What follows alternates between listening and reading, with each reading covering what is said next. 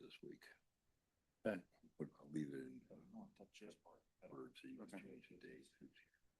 Okay, perfect. Yes, thank you. Yep.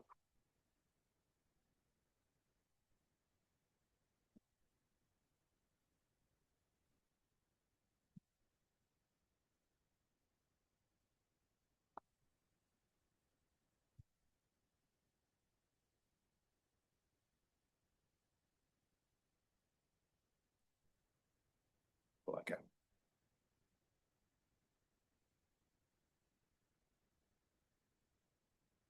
And if he shows up, good mark him off.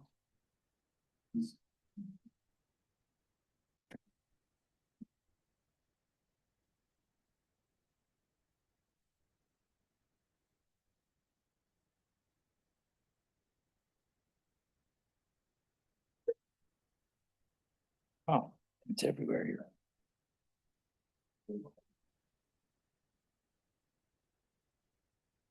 Oh, for Skiles, you want me to give it to him? Sure, please, if you could. I was sitting in there for 3 months. So. Yeah, I had a meeting.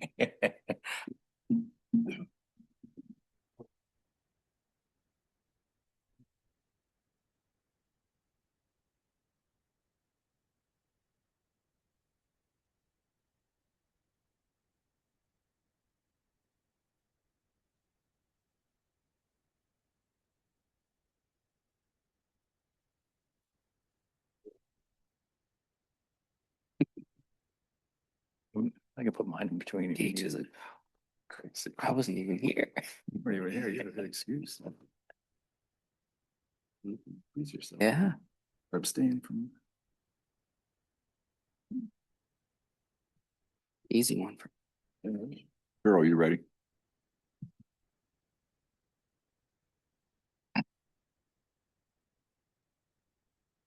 At this time, we will call the April 20th, 2026 meeting of the East Hempfield Township Zoning Hearing Board to order. Members of the board who are present this evening are Mr. Luce, Mr. Kyle, and Mr. Caldes, and myself, Mark Hanson, acting chairman to the board. Also for the record, we have Mr. Manns, our zoning officer to the township, and our legal counsel, attorney Jason Hess as well. We also have a court reporter. Scheduled for this evening are 3 new cases and any old business that may come before us this evening. The board will hear each case in an informal manner without strict compliance with the rules and procedures used in a court trial. We ask each applicant and any individual interested in a case to step in front of our table and explain the circumstances involved in their application. Applicants may present their case themselves through their attorneys or any other representatives. My fellow board members and I, as well as our solicitor, may ask the applicant from time to time during the applicant's presentation or at its conclusion. All persons having an interest in the application will be given the opportunity to ask questions of the applicant, offer evidence of their own, and inform the board of their position on the matter. In the interest of prompt and orderly disposition of each case, however, we ask that interested people refrain from speaking until the application's presentation has been completed and the board has had an opportunity to question the applicant. At the beginning of each case, people who are interested in the case should decide whether they desire to be a party. By giving the status of a party, that person will be entitled to receive notice of the decision in the case and be entitled to participate in any subsequent appeal or rehearing. Individuals who are not given party status may nevertheless ask questions or present evidence, but will not receive notice of the decision or will not automatically be entitled to participate in any appeal or subsequent rehearing. If you desire to be a party, we ask that you sign an entry of appearance form at the appropriate time. Although each party will receive a written copy of the decision, the mechanics of typing and signing the decision will take approximately 4 weeks. We ask that each person who asks a question or makes a statement first state his or her name and address for our court reporter. Lastly, in the interest of time, I will administer the oath or affirmation to all applicants and to everybody and anyone who anticipates making any statement with respect to any of the hearings this evening.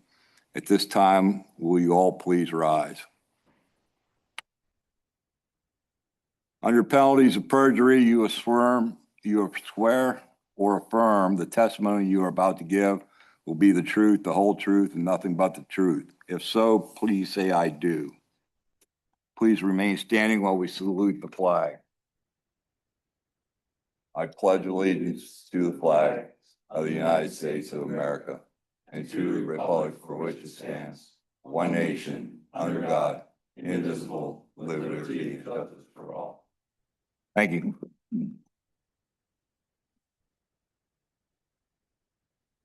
Just a couple housekeeping notes here. Reminder to everybody that wishes to speak, please make sure you use a microphone.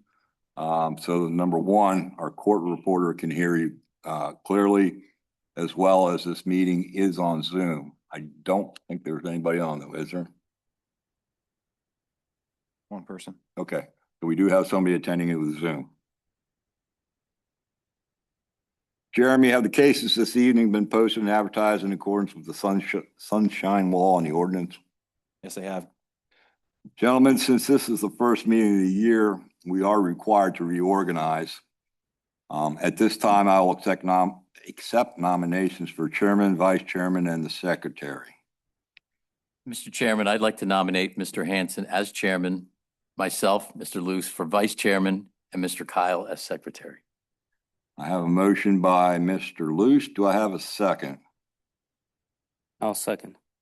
Second by Mr. Caldas. So we have a motion on the floor to make myself chairman, Mr. Luce vice chairman, and Mr. Kyle as secretary. Any statements or questions? If not, Mr. Caldas, how do you vote? Yes. Mr. Kyle? In favor. Mr. Luce? In favor? And I will also vote in favor. So our officers for the year have been set. And this time, we also need to reappoint our solicitor. Do I have a motion for that? Mr. Chairman, I make a motion to appoint Jason Hess of Nicholas and Hollindale, PC, as solicitor to the zoning hearing board in accordance with the representation letter presented to the board at this meeting. Do I have a second on that? Second. Do we have a motion to appoint Mr. Hess of Nicholas and Hondale as PC as our solicitor? Any comments? If not, Mr. Callis, how do you vote? In favor. Mr. Kyle? In favor. Mr. Luce? In favor? I also voted in favor. Mr. Hess, you're stuck with us for another year. At least he's smiling about it. Gentlemen, you have received a copy of the November 17th, 2025 board minutes as presented by our secretary. If there are no corrections, deletions, or additions, I'll ask for a motion to approve the board minutes. So moved. Do I have a second? Second. Moved by Mr. Kyle, seconded by Mr. Luce to approve the board amendments. Mr. Caldas, I abstain. Mr. Kyle, In favor. Mr. Luce. In favor? I will also vote in favor. Board minutes have been approved 3-0-1. Moving on, Jeremy, any old business? None. Jeremy, will you please call the first case? Case number 2496, CH&M Materials, 929 Quarry Road, seeking a variance to the minimum principal setbacks and the time requirements to act on the zoning hearing board's decision. Anybody here from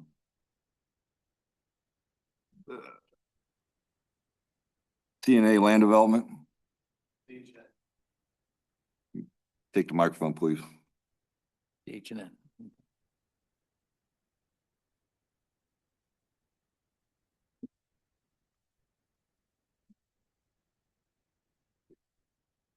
Thank you.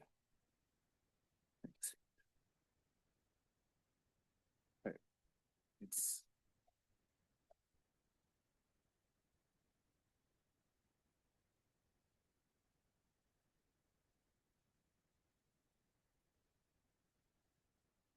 Good evening, Mr. Chairman, board. May it please the board, Kurt Williams from Salzman Hughes in Carlisle, representing CH&M Materials, the applicant.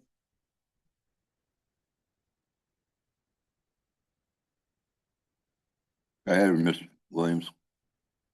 I'm here tonight with Rick Carranfa from Akins Engineering. He's the project manager. And Rob Bowman, the principal of CH&M Materials, the applicant tonight. We're here to present our variance application for the site at 929 Quarry Road, which is just east of Route 72 on the eastern edge of East Hempfield Township. And I'd like to begin tonight with Mr. Carranfa with some expert qualifications. Okay.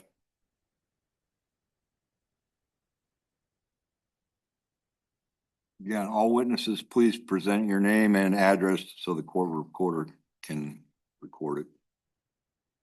My name is Rick Carantha, and that's C-A-R-A-N, F as in Frank, A. And I'm with Akins Engineering, and it's 219 East Main Street, Shiremanstown, Pennsylvania, 17011. Rick, I've given you a copy of the exhibits for tonight. This is Exhibit A. Do you recognize that? Yes. Is that a copy of your professional resume? Yes, And where are you employed? Akins Engineering, How long have you been employed there? since 1997. And what's your educational background? I have a Bachelor of Science in Geology. What's the nature of your work at Akins Engineering? I am the manager of the quarrying division. I do permitting for large non-coal surface mines. Have you also worked in the past in the field of surveying? Yes, I've worked at Light Heigl back in the mid-90s. Do you also serve on the West Hanover Township Zoning Hearing Board?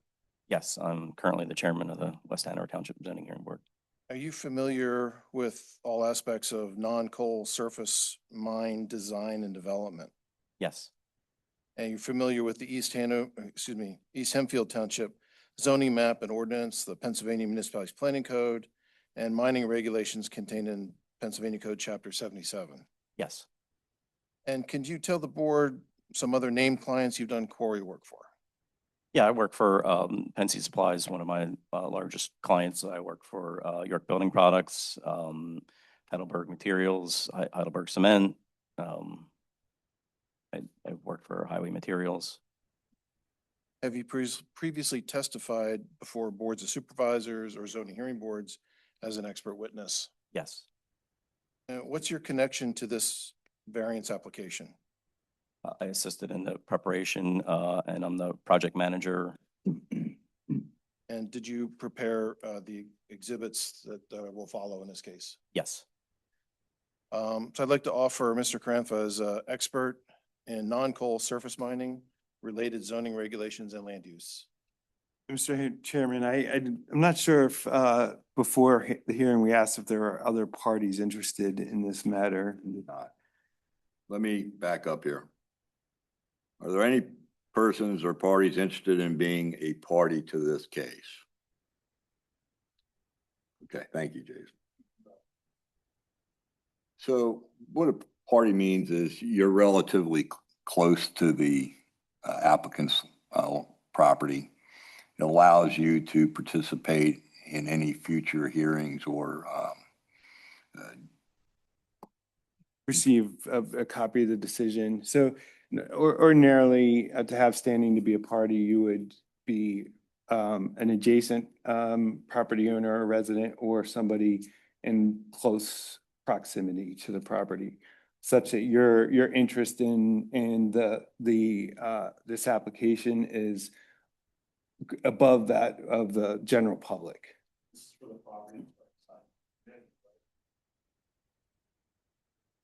it's bordered by Greystone Road and Quarry Road. yes, it's adjacent to the McMinn's asphalt plant. Yes. Like to be a party? You have paperwork. Come on up here.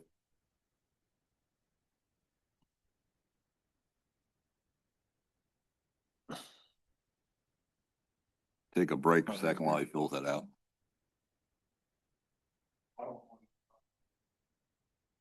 Well, number one, I gotta see it based on your address and what you fill out there.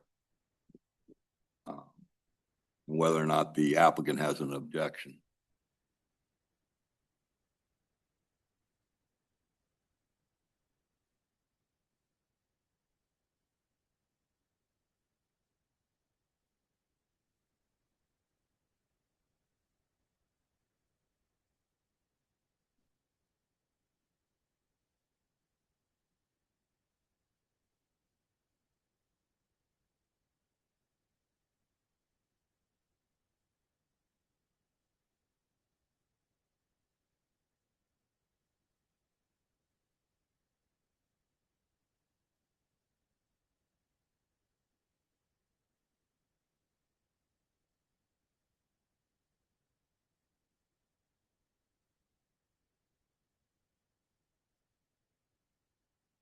Okay, so gentleman's name is Ryan Oberholzer, Oberholtzer.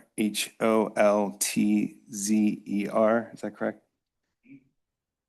Okay, the address is 2396 Spruce Street, Manheim, PA 17545. And you are adjacent to the subject property, or? Okay. So I guess for the applicant, is there any objection to Mr. Oberholzer being a party to this proceeding? Mr. Oberholzer lives there or works there?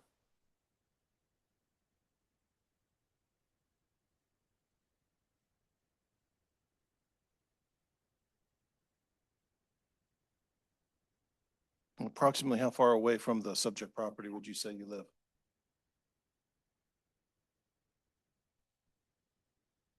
No objection. No objection? Okay. You're entered as a party. Well, the board should take a vote on whether to allow him. There should be a motion. Do I have a motion to allow Mr. Oberholzer as a party to this case. So moved. Do I have a second? Second. Any questions or comments? If none, how do you vote, Mr. Caldas? In favor? Mr. Kyle? In favor. Mr. Luce? In favor. And I'll also vote in favor. You're now a party to the case. Mr. Williams, you may continue. Thank you, Mr. Chairman. Rick, you mentioned during your qualification voir dire that you assisted with the preparation of the variance application before the board tonight. Is that correct? Yes. Yes, sir. I'm sorry. Okay, would you see our zoning officer, please?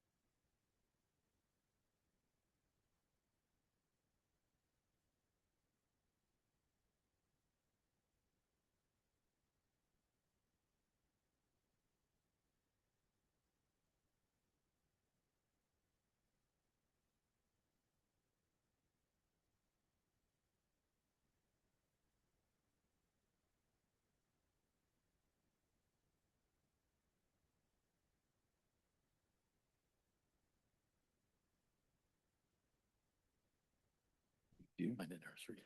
Hmm. Behind Ritt's nursery. Okay, gentleman's name is Jim Stauffer, Stauffer. Address 365 Weaver Road, Lancaster, PA 17603. And it says here that you own the property adjoining this property. Okay. Any objection to the Was it 365 Wheeler Road? Weaver?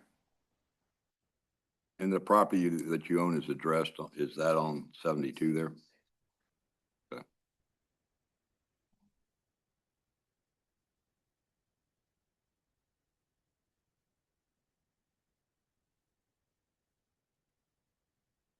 .365 Wheeler Road, Lancaster? 365 Weaver Road. Sorry. He owns the property on Quarry right across from this. Oh, well, what it, At the corner quarry in 72. Yeah.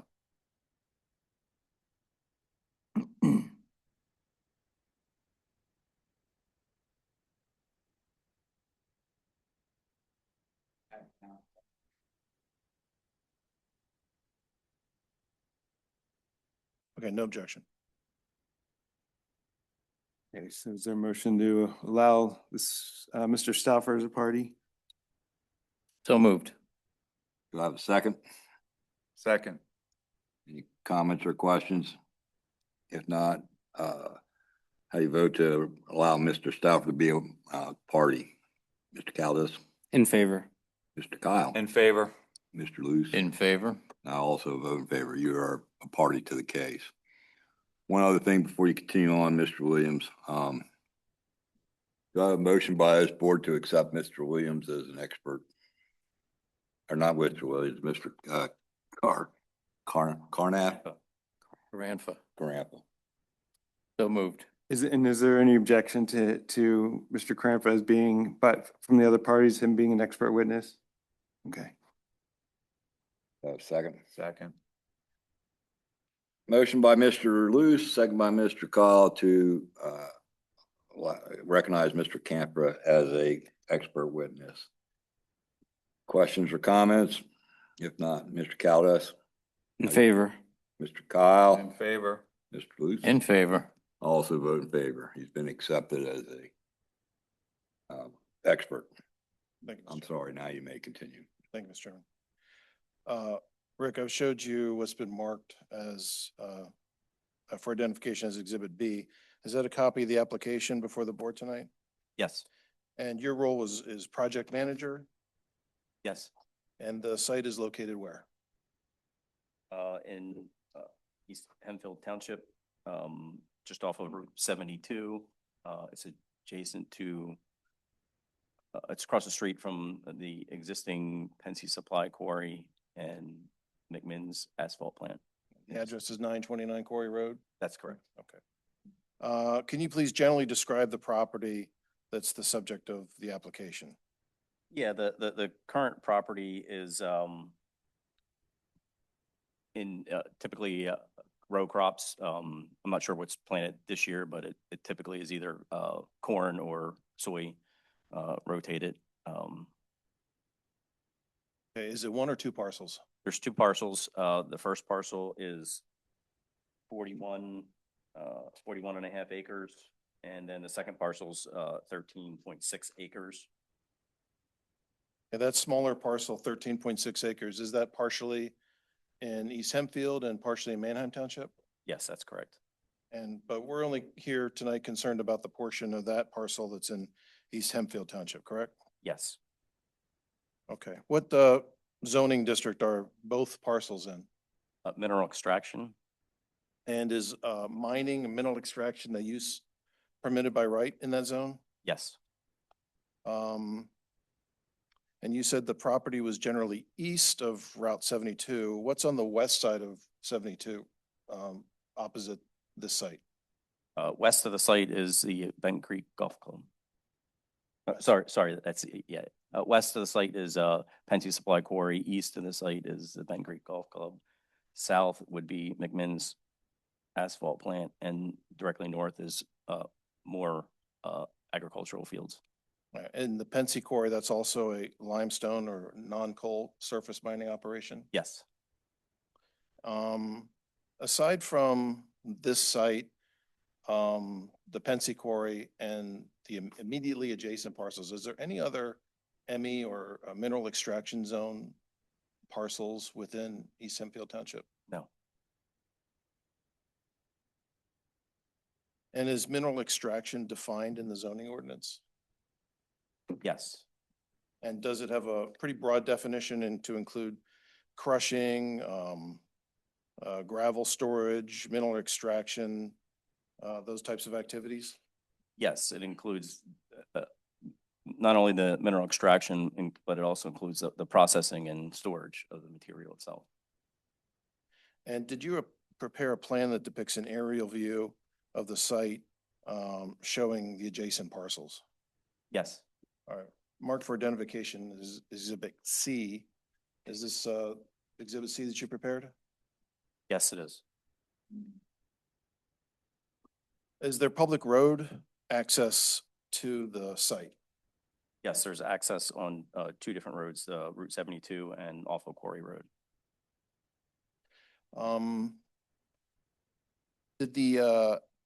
Did the application also contain a redacted excerpt of the agreement of sale for both parcels?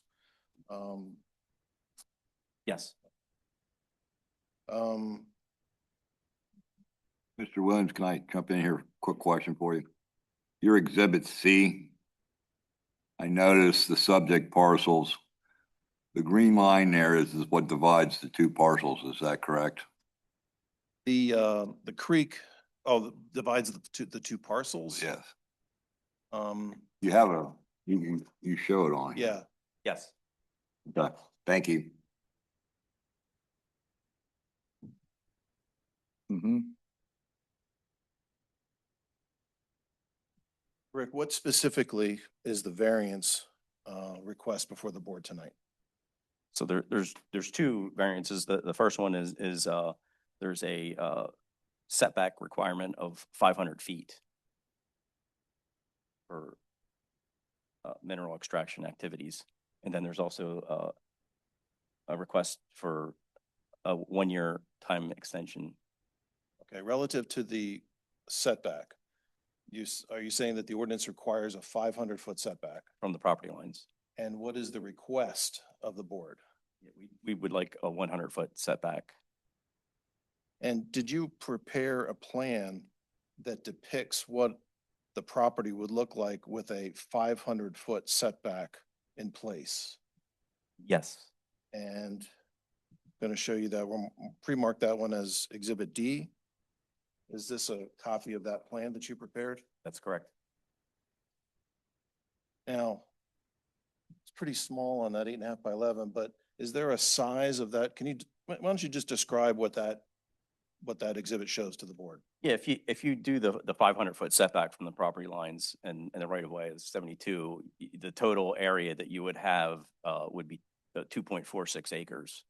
And that's the two parcels put together would be reducing the 55 acres down to 2.5 acres of usable property. Excuse me. And the way the ordinance is, sorry, go ahead. Cameron, do you have Exhibit E? It's up there now. Or did you say D or E? I'm sorry. D. D. Yeah. Okay. Delta. Can you blow it up a little bit?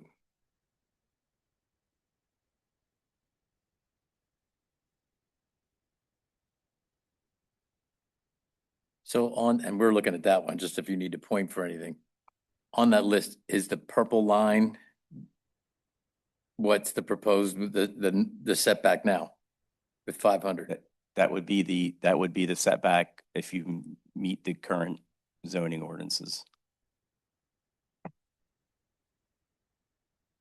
Point on that one, Yeah, if please. you could please point on that one, thank you.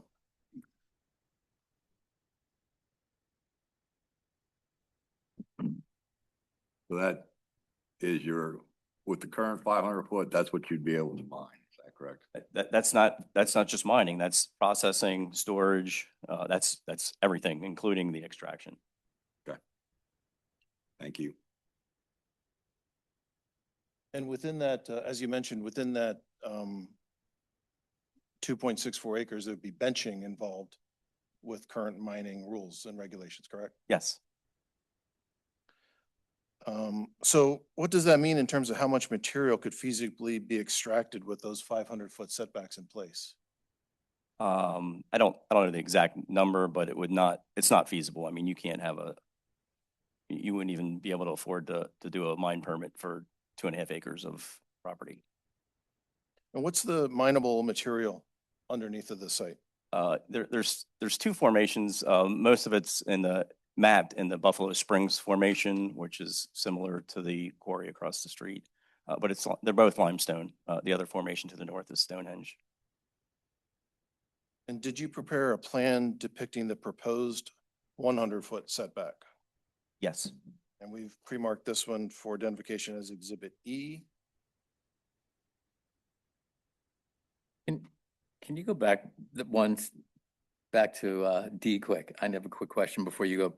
Air control. Got it. No, I just want to know. So what you're proposing then, I'm just trying to follow this thing because it's a little convoluted in here. The gold line, orange line, whatever you want to call it, yellow or gold. I'm not. The orange line is a contact between the two formations for the geology. Okay, and you're saying that the mineral extraction zone is that area just north of that. I'm a little confused about the different lines that are in there where it says mineral. The whole parcel is zone mineral. extraction. Okay, you just have it in that one little section up there. I Yeah, thought yeah, that's it's just the label. right. I got you. Okay. Now I'm a little understanding of what's going on here.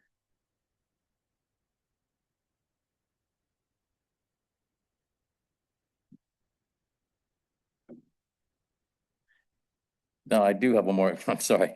So you're telling me that that purple line going across there. See, I'm a little confused about the whole, how much you said it's cutting everything back that much. It doesn't look like it's cutting that much if you're using that whole area of the parcel. There's your 500-foot setback from the Yep. property line over there, Okay, 500-foot setback from the property Okay. line over there, and there's Okay. 500 over there, and I'm 500. following you now. I just thought you're doing the purple line on there. Gotcha. What's that purple line? That's the question that I asked before. Was that the 500 setback? Cut through East Hempfield there. Yes. That's another, it's a geologic fault. Okay, so that has nothing, those colored lines really have nothing to do with anything on this picture, other than your, okay, now I'm following it a little bit because that's, again, convoluted and confusing. So you're saying that little section in between there is the 500 setback on all of them? I'm following you now. Yep. Thank you. Rick's a geologist by training. Understood, understood, but I'm not, and that's why I need to have those Yeah, answers. That's why these are the probably more information than you need. I got you. Um, But that's when I asked that first question, the purple line, you said that was the 500 setback, and that's where I was like, okay, there's something confused. I thought you were talking about. Gotcha. the Setback line. Please go ahead, I'm sorry. No worries, thank you. So Rick, did you prepare a plan depicting the proposed 100-foot setback? Yes. And that's been marked as Exhibit E. Can we go to that one, please?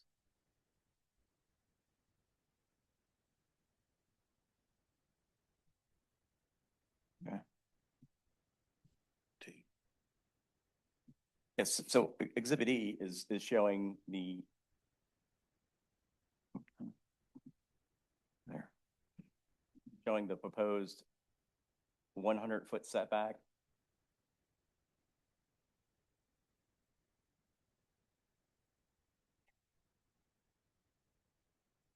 And that setback would include not only the. Trace it with the, could you trace it with the pointer, please?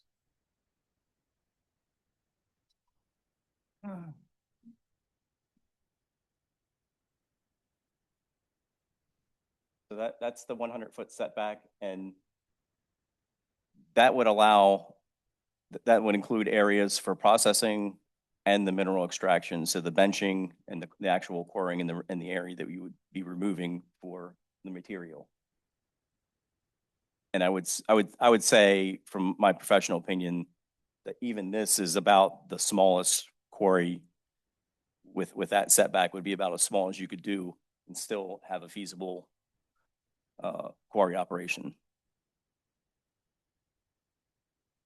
I have a question. Go ahead. It looks like there's a stream that bisects the property. So is there gonna be extraction on the other side of the stream also? No, Actually, the other side of the stream is Manheim Township. Yeah, we'll get that on the record. Rick, is the east side of the stream, is that Manheim Township? yes, And so there's, this board can only grant us a setback from a property line, correct? A yes, variance to a setback from a property line. yes. Is the 100-foot setback that you're measuring though, is that measuring it from the east side of the parcel that is partially in Manheim Township? Yes. Yes. So are you going to combine those two parcels in like a subdivision plan to combine those two parcels? As, If we're required to combine them in a subdivision, we will. But since we would own both parcels, it may not be necessary since we own both parcels to keep a 100-foot setback from the easternmost property boundary, if you will. Okay. So- But the reason I asked the question is because the setback is from a property boundary, so. Property line, yes. So if you've got two properties involved, then, you know, you have 100 foot from the east side of the property that's all in East Hempfield. And then you have a separate property, so it could require a subdivision. If it requires a lot consolidation, we would accomplish that. Okay. You accept that as a condition? If it was required, we would. Because the problem I have here is, and going along with Mr. Hess said, anything that borders East Hempfield and Manheim Township, we would have to go 100 foot off the border. I don't agree with that. I'm saying that that's what we're gonna do. We can't rule on anything in Manheim Township. Right. We're But- not asking you to. To me, because our jurisdiction stops at the East Hempfield Manheim Township line, we would go 100 foot off that boundary. Not necessarily the property line, because we can't, we have to have something to base it on, and the closest thing we'd have to base it on is the border between the two townships. Make sense to you? We're gonna have to agree to disagree because Okay. your ordinance says 500 feet from a property line, not from a creek. But the property line that you're talking about and you're using for this is not in East Hempfield Township. That's true. So But the only thing that this board can go off of is the boundary between Manheim Township and East Hempfield. Please continue. Rick, did you create an exhibit depicting the Pensy Quarry, showing the minimum setbacks that are observed by those operations for buildings and mining and processing and so forth? Yes, And we pre-marked this as Exhibit F. Did you prepared this exhibit? that's correct. And what are some of the setbacks that are observed at the Pensy Quarry, for instance, from Route 72? Yeah, so there's I'm sure everybody's familiar with how close portions of the Pensy Quarry is to Route 72. There's a section where there's a high wall that's right up against the edge of 72 that's got a concrete barrier and a fence that runs along it, and that's almost a zero. I think we have it listed as an 8-foot setback, but that's probably even a generous setback. And then there's the scale house itself is about 26 feet off of the edge of 72 to the scale house building. And then we have another area where we're just showing stockpiles that are about 80 feet off of Route 72.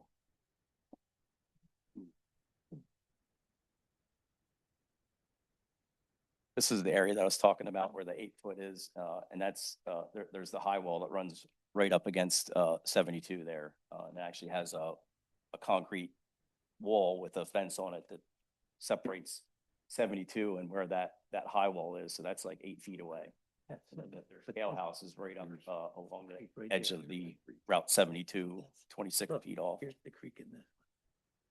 I was just showing an 80-foot section where there's some stockpile storage along 72 that's 80 feet away. Rick, was the Pensy Quarry developed under a prior zoning ordinance? Yes, And that was a pre-2014 ordinance? That you could be able to do it. I believe it would be, yes. Right. Are you familiar with the 5 statutory criteria required for dimensional variance? Yes. Okay, I'm going to go through them one by one because it's important part of what the board's decision is. The first one is there are unique physical circumstances or conditions, including irregularity, narrowness, or shallowness of lot, size, or shape, or exceptional topography or other physical conditions particular to the particular property, and that the unnecessary hardship is due to conditions that are not the circumstances or conditions generally created by provisions of this chapter in the neighborhood or zone in which the property is located. How does the application meet that requirement? So mineral extraction is very unique in itself. It has to occur where the minerals are naturally occurring and can be accessed. So you have to have an area where you can't have too much overburden. You have to be in the right zone, and it's unusual that you have an actual mineral extraction zone that still needs developed yet. So, but the uniqueness is it's a natural resource that, and you can't, this isn't something that you can ship in from Mexico or China or is coming from somewhere else. It's got to be in the local area, and it has to be where the geologic formation is located to mine it. Would you say the parcel has a bit of an irregular shape? Yes, it's not perfectly square, but it has the stream on the east side And Route 72 and Route 72 on on the other side, yeah. All right, that because of such physical circumstance or conditions, there's no possibility that the property can be developed in strict conformity with the provisions of this chapter, and that the authorization of a variance is therefore necessary to enable reasonable use of the property. Yeah, it's a mineral extraction zone, so it's developed to be mined and to have a 500-foot setback and only allow 2.5 acres of property, that's not really feasible to be able to mine it. And that such unnecessary hardship has not been created by the applicant. And again, it's where the natural resource is, and you have to mine it where the material is and can be accessed. And you said the ordinance changed in 2014? Yes, I To believe. require the new 500-foot setbacks? Yes, I believe that's when it was changed. But the variance, if authorized, will not alter the essential character of the zone or neighborhood in which the property is located, nor substantially or permanently impair the appropriate use or development of adjacent property, nor be detrimental to the public welfare. Yeah, we have, the neighborhood has a quarry in it, has an asphalt plant in it, so. It would not affect the essential character of the neighborhood? It would not affect the character of the neighborhood. And the variance, if authorized, represents the minimum variance that will afford relief and represent the least modification possible to the regulation in issue. Yes, I believe that's correct. So the reduction of the setback to 100 feet is reasonable in your opinion? Yes, Would the 100-foot setback allow for the required DEP benching and reasonable development of minerals here? yes, And do you acknowledge that in granting a variance here, the zoning hearing board may attach reasonable conditions and safeguards as it deems necessary? sure. Do you know what the township's comprehensive plan says about this particular site? I believe it was intended to be industrial. And can you describe what other relief that you're seeking from the board besides the dimensional variance, the time extension that you Yeah, talked about? there's a 1-year time extension, and I know it sounds a little weird because we haven't even started the project yet. But I can tell you, to get a mine permit, it will take much longer than 1 year.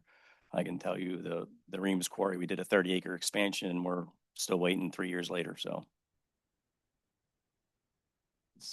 It takes a while through DEP. That's all the questions I have for Mr. Kramp. I'll tender him to Mr. Stauffer and Mr. Oberholzer. Hold on. Mr. Caldas, do you have any questions for the witness? I'm done. I have one. Can you clarify the 13-acre parcel? Is any of that in East Hempfield Township? Yes, How much of it? I don't know the exact acreage. Can you guess how much is in? Probably 10 acres. Okay. Thank you.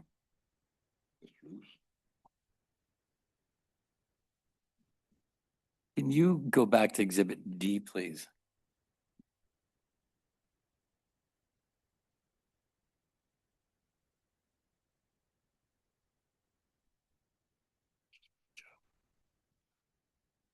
Sorry about getting all this together.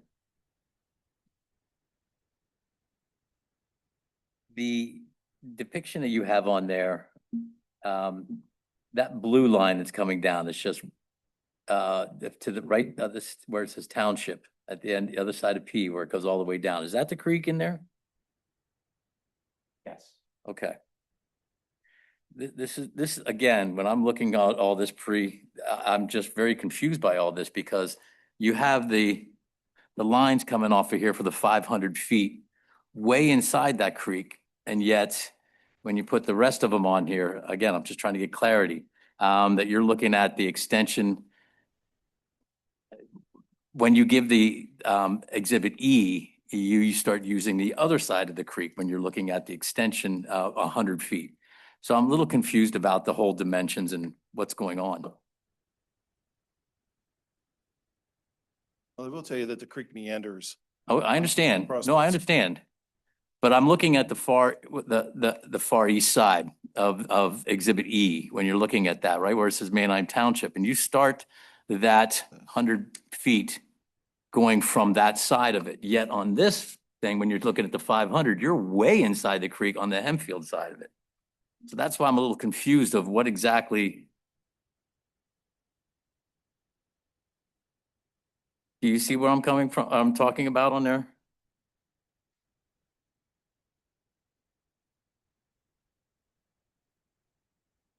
I was just trying to compare these, and that's why I'm just trying to get my clarity on here, because I just don't see that. This is the property line here. But that's not what they're looking at when they're talking about on here. Here's the creek coming down through here, and it starts from on this side. That's not the road. So that's why I'm a little confused of exactly what's going on here and where everything is. That's all I want is just clarity. Because if they're looking at this, then if we're subjecting the 100, then we only do it from there at that point, not the other side. Would I be correct in that? No, see, this is the property line. Mhm. But that, no, it's man, okay, It doesn't matter. It's in Manheim Township. so it has to go over the creek. The creek, here's the creek. Okay. The property line is before the creek here. It's after the creek. Gotcha, but then why is this looking at, right, here's the creek coming down through here, and the property line that they have designated is on this side. I think we did that initially.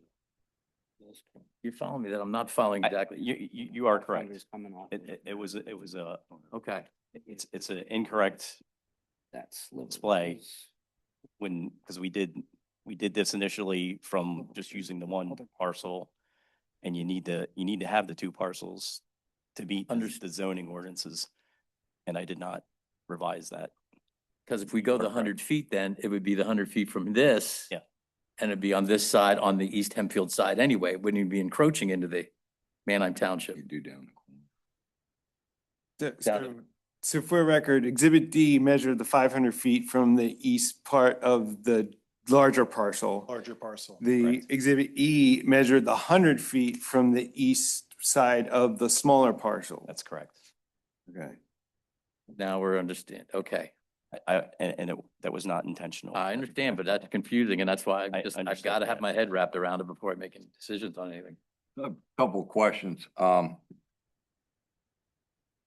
One of the things that you submitted was a list of approximately 121 surrounding residents.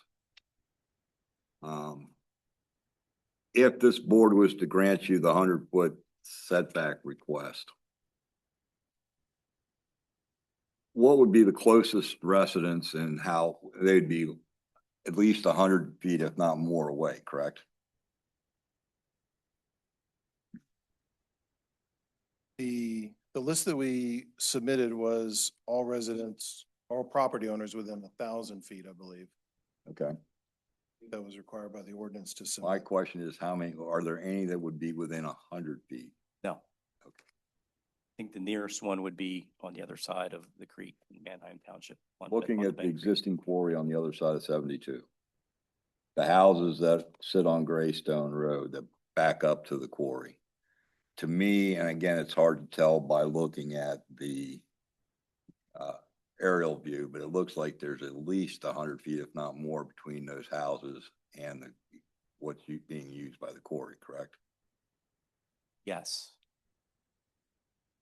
Okay. Also, one other question on your time extension. You're asking for 1 year. On the 12 months, it's already built into the ordinance. I understand that, but we are dealing with the state of Pennsylvania. Is that going to give you enough time? Probably not. And the reason I ask is because, again, if you only get 1 year, you're gonna have to come back. I would prefer that you get what you think you're going to need upfront. 24 months, 2 years would be preferable. I didn't want to appear greedy. I understand that, and I just, dealing with the state in this type of, I appreciate you asking, Mr. Chairman. so, okay, thank you. Go ahead with your testimony. You have another witness. Yep, I'm sorry. Mr. Oberholzer, since you were first, do you have any questions for the witness?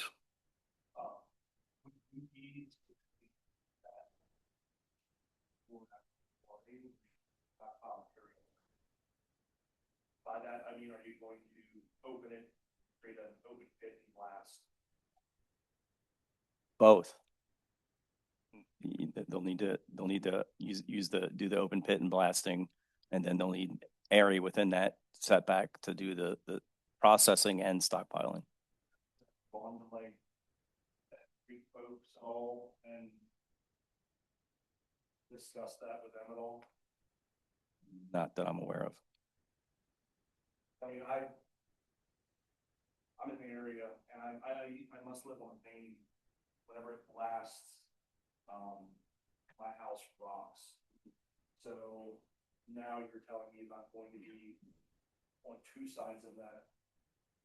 Is there anything that's put in place for like damages?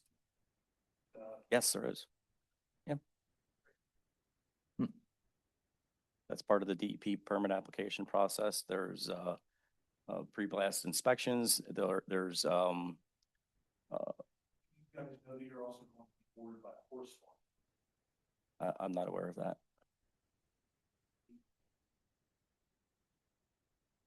The strip closest to you on, I guess, that side of looking at it, they're going to be putting in actually 2 horse farms. So that might be a little rough on them too. Are you talking about this parcel here? Which parcel? Can you please show it up there, please? Sorry. Okay. There and actually on the upper part of the beat. Not sure. So that might be. It might get spooky horses, stuff like that. You will be blasting how deep, how many levels? I don't know the total depth for the design yet, but we expect probably 3 lifts, but it could be more. So for us ignorant folks, how deep is that? Each lift can be 50 feet, so it would be 150 feet. Thank you. Or table in the area? We'll have to analyze all that through the DEP permit application. But water's obviously the main concern when we do the permit application. Mr. Stauffer, any questions?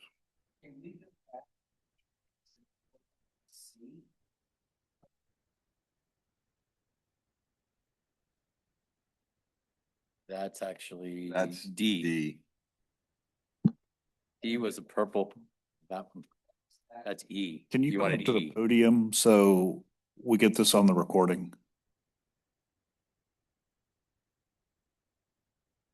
Which one are we at? The one they had up there before, E. That's the one you were thinking.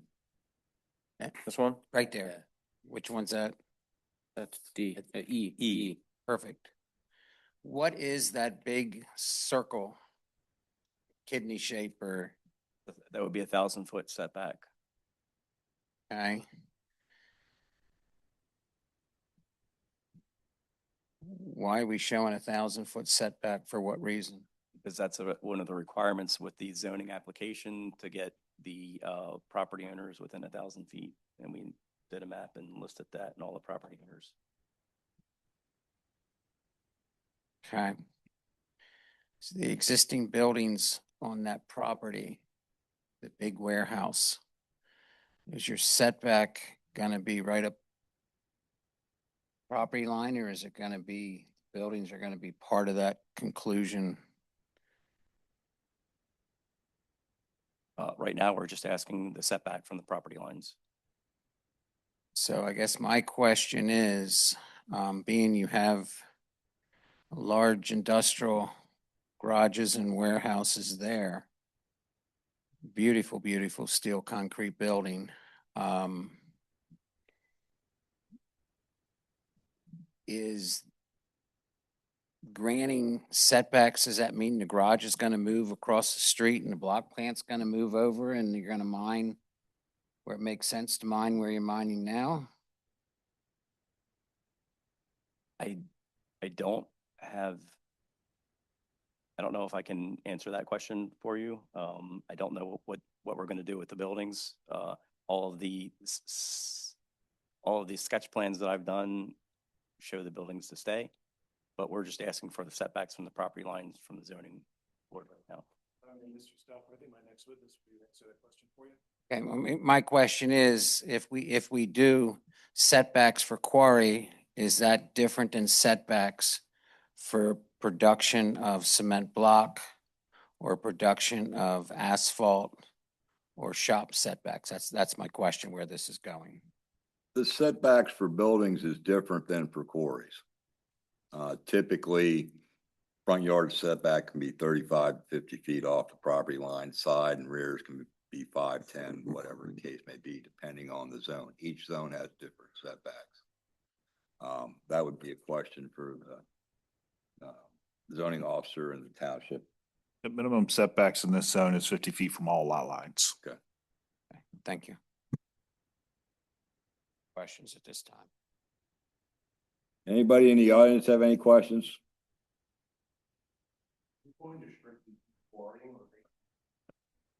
Up to the mic.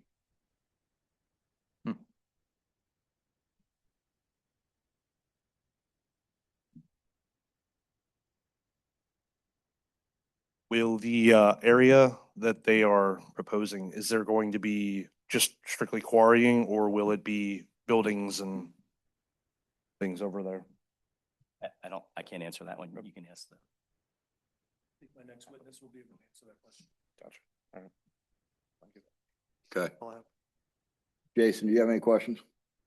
No, I do not. Jeremy, does the township have any questions? No. Okay. Mr. Williams, continue. Thank you, Mr. Chairman. Call Rob Bowman, has been previously sworn. Mr. Bowman, introduce yourself to the board, please. Mr. Chairman, board members, my name is Rob Bowman. I'm a principal with CH&M Materials. Mr. Bowman, what's your background as a local business owner, developer, future quarry owner? Over the last 30 years, I've started a number of construction and real estate businesses here in Lancaster County. We employ about 400 people in all aspects of the construction business. We started CH&M Materials about 10 years ago to recycle construction debris and have since done several quarry operations across the state. Cheryl, can you hear me? Yeah. And what is the particular need in your organization for this quarry site? The number of opportunities to purchase construction aggregate in our market has been substantially reduced over the last 20 years. And while there still are some primary producers, costs have gone up substantially, and it's oftentimes hard to get materials. So we located the site. It was zoned for mineral extraction, and we thought it would be a good opportunity to expand the market and the opportunities to find construction aggregates in the Lancaster County market. And you've determined that there is a need for additional limestone materials in this market? I mean, Pensy is there and there's other quarries in the area. Yes, there's really two main quarries specific to the center of the county, East Hempfield and surrounding Lancaster City. While one has recently expanded, they all have a relatively short lifespan in the quarry business over the next 10 to 30 years. And so the opportunity to bring more supply onto the market was both beneficial and needed here in the county. And one of the questions, I forget whether Mr. Stauf or Mr. Oberholzer was asking it, but the existing building on the site, what would be the plan for that building if a quarry plan goes forward? Yeah, on the property today is a farm building, the original farmhouse, a garage, and then an agricultural barn, metal sided barn that's currently on the property just behind the McMinn's property. They'll be used for a short period of time, the next 5 or 10 years, to support operations on the property. Not necessarily quarrying or? No, not necessarily. They could be support offices and other things that we would use to repair and maintain equipment. Because mineral extraction would require either 500 or 100-foot setback if the board should grant the dimensional variance.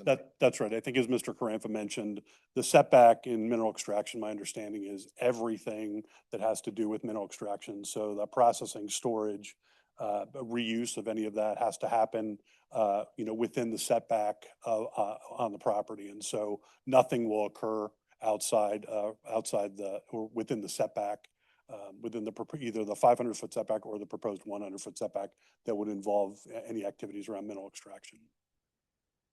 And you heard Mr. Carantha's prior testimony about the site with the 500-foot setback in place. We're talking about 2.5 to 3 acres of mineable area, not just mineable, but processing, storage, crushing, all those mineral extraction activities. Is that not a feasible operation at 2.5 or 3 acres? Yeah, I think first off, I think Rick has, and I'll apologize for the miscommunication on the setback line. But even if you were to move that setback, you're talking about at maximum 5 to 6 acres of a roughly 55-acre tract. So less than 10% of the site could be used for what it's zoned for. So and that just doesn't, as Rick mentioned, that doesn't make any sense to me. I mean, I wouldn't know how to do anything substantive in those call it 6 acres out of that 54-acre site. Also, it's my understanding, the original, the prior zoning ordinance, which was amended in 2014, the setback was 100 feet. It was changed to 500 feet. Nobody has referenced that or used that in any development in the township of mineral extraction since 2014. And so the 100-foot that we're asking for is what was in the ordinance prior to the change in 2014. That's all the questions I have for Mr. Bowman. Callis, any questions? I don't have any at this time. Not at this time. I'm good. I don't have any questions. Mr. Hess? Just for Nate, do you know if the zoning ordinance in 2014, if prior to that, was it 100 feet? Is that? Prior to it, there was a table of setbacks ranging from 500 to 100. Most of what they're doing, I believe, falls within the 100-foot in the older ordinance. Okay. I'm not entirely sure what the purpose was other than them simplifying stuff in the 2014 ordinance. Okay, so most of it would have been subject to 100 prior to that change. Okay. I can verify that. I talked with Mr. Sturgis about this, and we looked at the old ordinance, and most of what you were going to do was based at 100 feet. And the 500 was, I think, just the number somebody pulled for the 2014 ordinance. Township have any questions?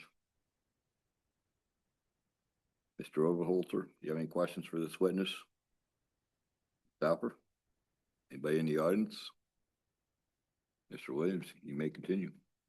Well, first, thank you for the board's time tonight. I'd like to request admission of all the exhibits. I think it's A through E. I'd like to point out that our variance is for a dimensional variance. It's not a use variance. So I'm going to go ahead and cite Hertzberg to you, which your solicitor will tell you requires a lesser quantum of proof. And in addition to the 100-foot setback request, we're requesting the time extension. And if the board sees fit to grant us a 24-month time extension, that would be appreciated. Thank you. Okay. Thank you. Before we wrap this up, I want to take administrative notice of Exhibit A, which is Mr. Carfara's Resume. Exhibit B, which is your original application to the township. Exhibit C, aerial view of the zoning area. Exhibit D, which is the site plan 500-foot setback line mark. Exhibit E, which is a site plan variance with the 100-foot marked. And Exhibit F, which is the showing the setbacks on the other side of 72, the Penzi Quarry. Okay. Mr. Chairman, and we should ask, since there are other parties, if there are any objections to the admission of these exhibits. Any objections, gentlemen? I mean, everything, their exhibits are everything that you've seen on the screen tonight. Do you have any questions for Mr. Williams before I wrap this up? Wait, we'll get to comments here in a second. All right, anybody in the audience have any comments on this case? Go ahead. You should, if you could please use them. Please use the mic.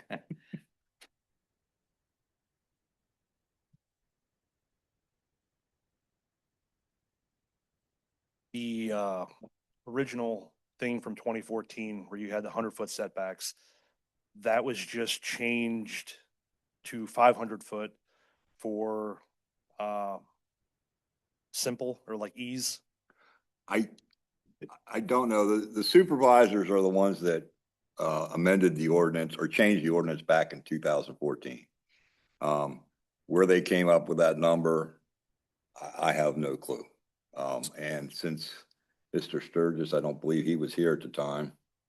No one here was a part of that ordinance change. Some of it is speculation on our part because there was a drive to simplify the ordinance. Doesn't seem to be any rhyme or reason why they got rid of that table. By simplifying it, was it just their way of doing it better to like save more land or?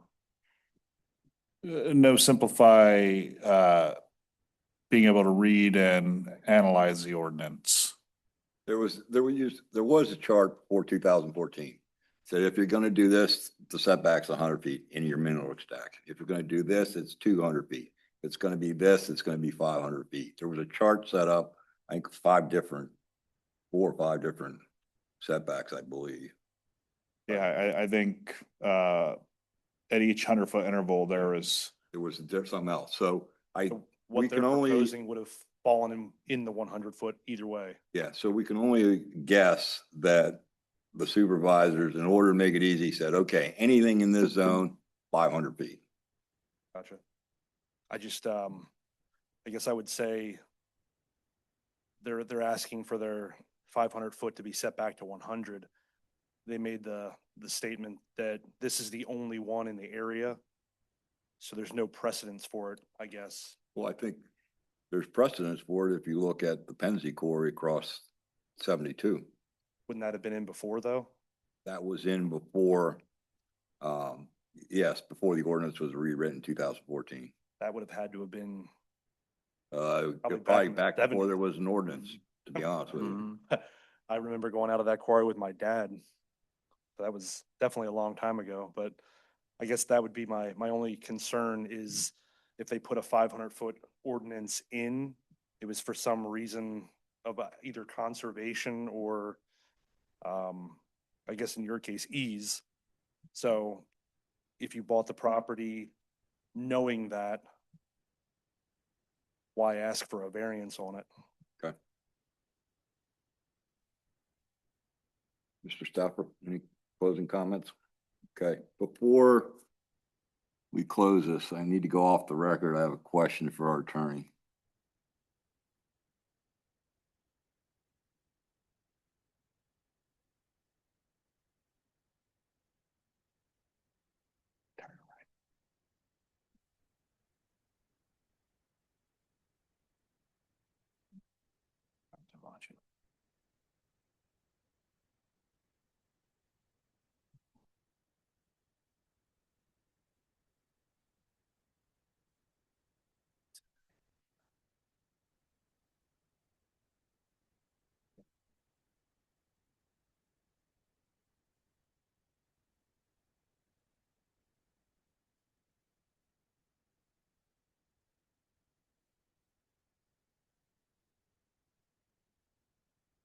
All right, we'll go back on the record.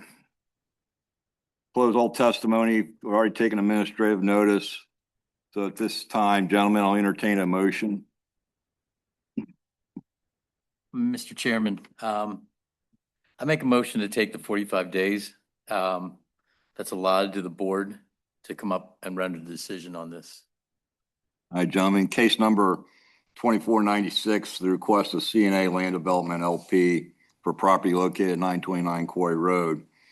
We have a motion to take the allowable 45 days. Do I have a second? Second.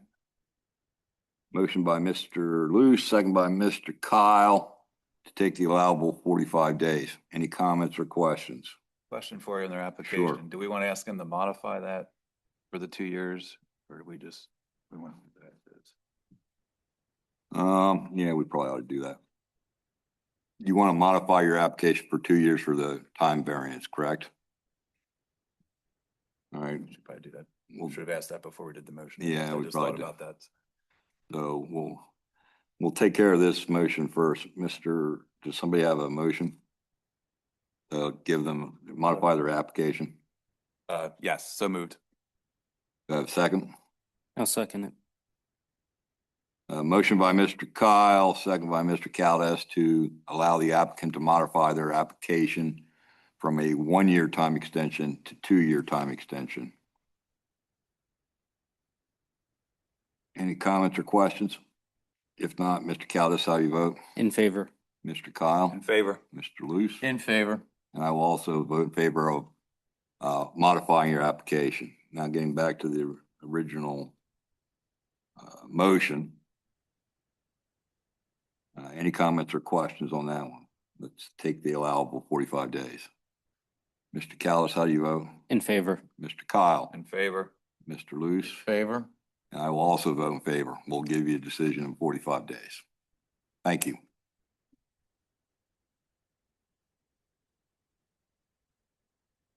Jeremy, will you call the next case, please? Case number 2497, Peter and Amanda Taraborelli, 2705 Spring Valley Road, seeking a variance to allow an accessory structure in the front yard. Okay, before we go, we're going to take a 5-minute break.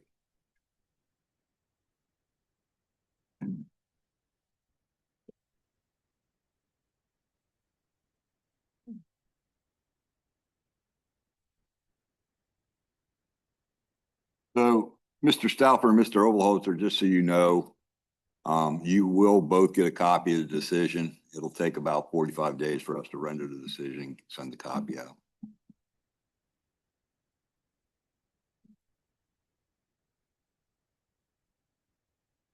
Okay. Is that something?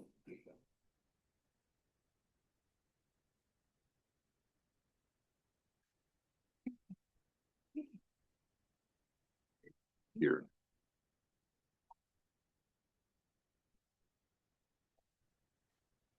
Understood.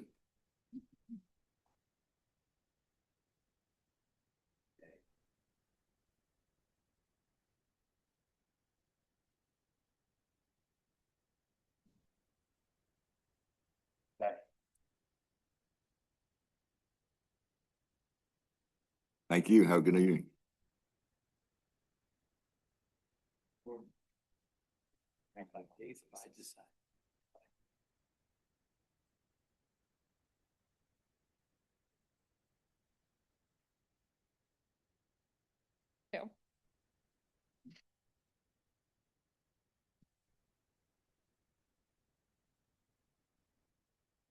That's saying it's hard to pick based on what our solicitor said.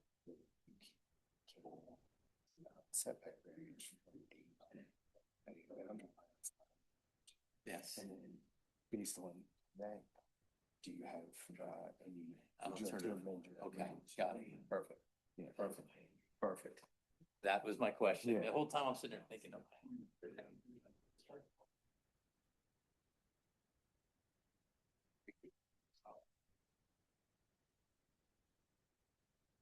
I don't know if the landscape are. I keep ruling something's in Manhattan Township. It's just Just. How are you, Greg? Good. I understand what you're saying, but How about you? Yeah. No, right? Yeah, about it. How old are your kids now? Okay, residents are in, they should, I'm gonna ask around, I know that. They would have Both been. boys. I'm gonna have to look that up. I have a middle schooler now too, who's just turned 13. That's a journey. Mine are all girls. So my 13-year-old girl is. Yeah, exactly. Yeah. Okay, we. Life keeps coming, you know. Take off definitely application, true. they insisted.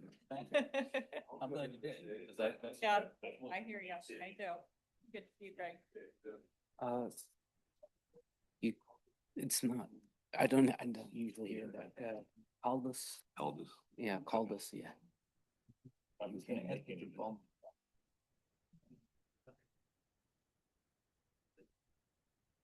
We can only control it. Fine.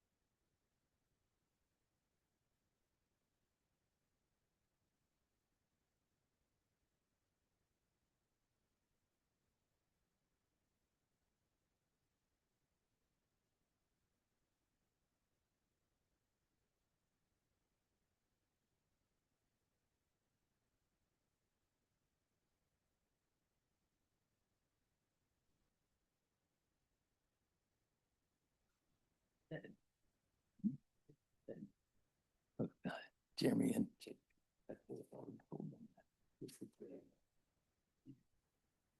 We don't have to send it on, like, don't we? We want it that way. There you go. So they already said something about it. This is your. That's right. Yeah.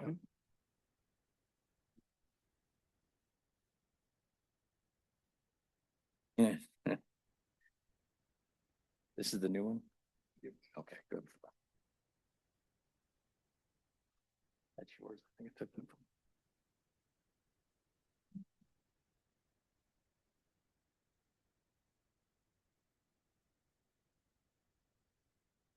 Jason, are we ready or do you need a couple minutes? Yeah. Okay. Sure, we'll go back on the record.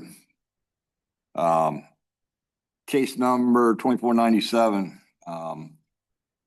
Peter and Amanda Terabelli, or is that close or? Probably not. Okay. And who's you representing them? Yeah, Go Claudia ahead. Shank. Claudia Shank with McNeese Walsh and Nurick on behalf of the applicants, who are Peter and Amanda Taraborelli. Would you like me to just proceed with my presentation? Yes, ma'am. We should ask if there's any other parties. to Yeah, any proceed party to the with. case? I don't see any, Okay. so, Think okay. so.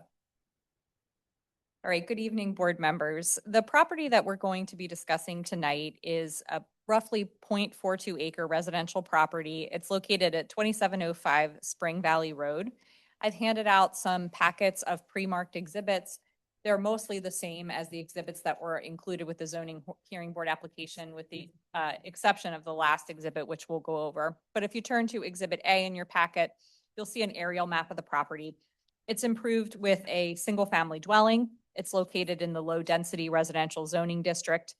It is a corner lot with 2 front yards, which is the reason that we're in front of you this evening. It's a little hard to see on this map because of the tree cover, but these 4 homes that you see on the plan are all served by a private driveway, private street. And as a result of that, the Taraborelli's property fronts not only on Spring Valley Road, but on the private street as well. And that creates 2 front yards for them, which is the source of the challenge that they're experiencing in improving their property. Basically, the orientation of the dwelling in combination with the corner configuration of the lot creates an area where all of the usable yard areas, particularly that yard along Spring Valley Road, are classified as front yards. And because of that, and the original siting of the dwelling, which predates the applicant's ownership of the property, they just recently purchased the property, they've really struggled with finding a place to locate a shed on the property.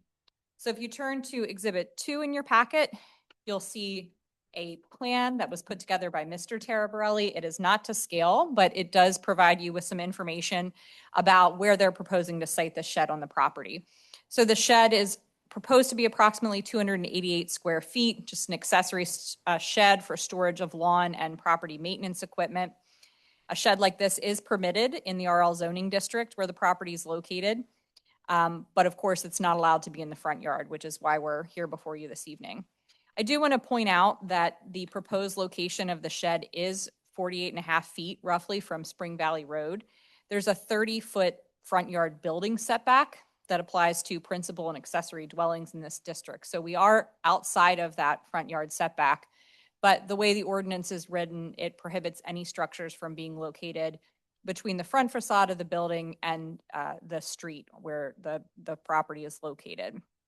So we're asking this evening for a dimensional variance from section 270-3.5E2 of the zoning ordinance. Again, that's the section that states that accessory structures are not permitted in front yard areas. Basically, strict compliance with the ordinance in this instance would really limit and in essence prohibit the Taraborellis from placing a shed on their property. And what we're asking for this evening, we believe, is a very modest accessory structure, minimum reasonable relief to allow them to move forward. So with that background, I'm going to have Mr. Taraborelli come forward and provide some testimony. Can you please just state your name for the record? Good evening, everybody. My name is Peter Taraborelli. And are you and your wife Amanda the owners of the property at 2705 Spring Valley Road? Since August, correct. And that's August of 2025? Yes. And does anyone else reside at the property with you and your wife? Our 6-year-old daughter. Is this your family's primary residence? It is. Can you describe the current improvements on the property? When we purchased the property, there were massive forsythia bushes along that one side of the property. We had to remove most of them. It was actually more economically feasible to remove them than it was to trim them, just because of their massive size. It really opened up our backyard. Now with the hill, the grade of the property, and just the way things are laid out, this is kind of the best way that we figured out to use our property and use our backyard. And can you explain the grade of the property to the board? Sure. The high side is Spring Valley Road side, and I believe it's close to an 80-foot drop from one side to the other side of the property. So if you're actually going from south to north, your Spring Valley Road is very high and it goes all the way downhill to the lower end of our house, where the basement is actually at grade at the north side of the property. And Exhibit 2 in the packet, this is a depiction of the proposed shed that you prepared. Yes, that is correct. And that's the approximate location where you would like it to be placed. Correct. What made you select this particular location for the shed? There's already some existing trees in that corner. I thought it would be a perfect opportunity to put something in that corner, hide them behind the trees. It would keep it out of the line of sight. And also, I didn't want to go between my house. Once we tore down the forsythia bushes, it really opened up my backyard. And we met our neighbors on the other side for what we assumed was the first time, actually, in probably 20 years. It kind of opened up the whole backyard. We want to keep that area from their backyard to our backyard open and be able to use it as a recreational area. And do you know when the house on the property was constructed? Approximately 1986, 85, 86. Yep. And to your knowledge, the configuration of the lot hasn't changed since that time? Correct. If the shed were attached to your dwelling instead of freestanding, would it require any zoning relief in this instance? No, I don't believe so. because of course you would be outside of that 30-foot setback. Yep. But it's the accessory structure, the nature of the accessory structure itself that requires relief. Correct. And does your wife also operate a no-impact home-based business from the property? She does. We received a permit for her tax preparation service business, just, I think it was earlier this year or at the end of last year, January. Will the shed be used in connection with the business at all? No, not at all. So what kind of things are you going to be storing in the shed? I have a tractor, other landscaping equipment, stuff to maintain the property, chipper shredder to get rid of the branches and things like that. So I'm going to ask you to refer to Exhibit 3 in your packet. Is Before that a, Before you move on, yes, question, looking back there. So this is Spring Valley Road. Correct. You are north of Spring Valley Road, correct? Correct. So this would be north, this would be south, this would be east, and this would be west, correct? Absolutely. Thank you. Yep. Thrown a compass rose on there. yeah, and the private driveway obviously runs then along the bottom side of that Right. plan the way it's oriented. Okay, so Exhibit C or Exhibit 3 in the packet rather, is that a landscaping plan that was prepared for your residents? Yes, that was a preliminary landscaping plan that would really modernize the backyard and the side yard. And so if the variance request that you're asking for this evening were approved, you intend to move forward with installing the landscaping that's shown on this plan? As long as the deer don't eat it, yes. And can you briefly describe what's depicted on this plan? Some emerald green arborvitae, a bunch of different flowering shrubs and some green areas, maybe some raised beds. Green area for green landscape for just being able to enjoy the backyard and side yard, and possibly some retaining walls to help the grade, maintain the grade a little bit. And just to be clear, in case there are any questions, this plan is not to scale either. No, not to scale and not formalized either yet. Just a depiction of approximately what you would like to install. A vision of what we would love to see there. Yep. Okay, before you go any further, a question. On your site plan, your proposed shed is 12 by 24. Yep. On the landscaping plan, it's 12 by 16. 12 by 16. Which is it? 12 by 24. Okay.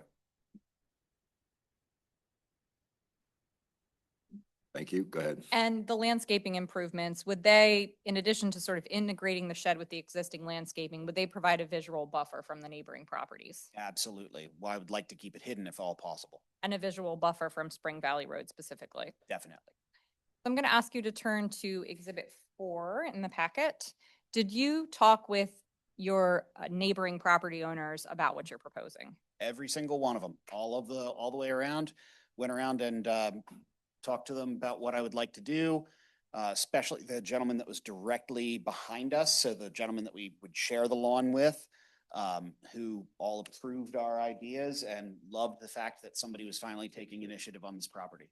And so those letters of support that you solicited and received from the adjoining property owners, those are attached as Exhibit 4. Correct. I believe there is 8 of those letters. 7. 7. Yeah. So excuse me again, which neighbors directly to the east of you? That would be Timothy Bazzelli. Okay, thank you. And finally, I'm going to ask you to look at Exhibit 5 in your packet. This is the one that was not included with the application. Does that exhibit depict your property outlined in the light blue color? Correct. And all of the properties from which you solicited and received support for your variance request are highlighted in yellow, correct? Everybody around me. Yep.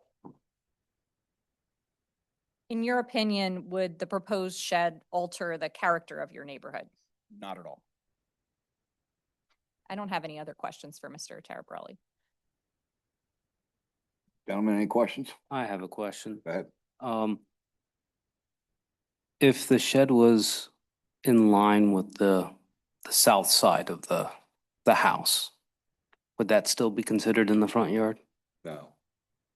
If you were to draw an imaginary line right here, okay, and the shed was behind that imaginary line, it would not be in the front yard.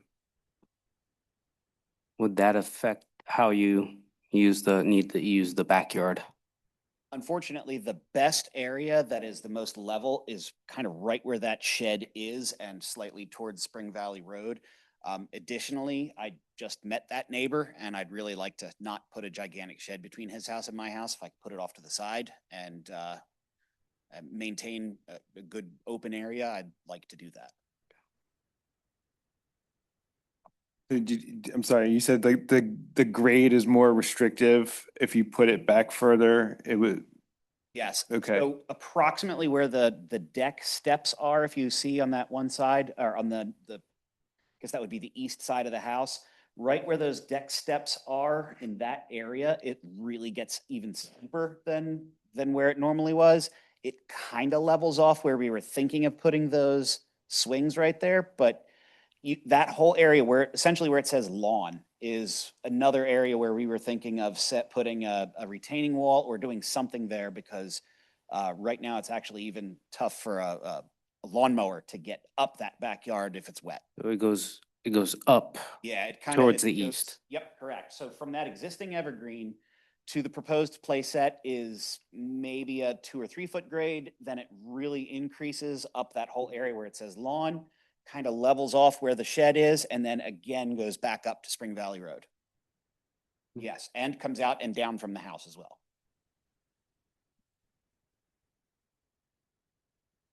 Else?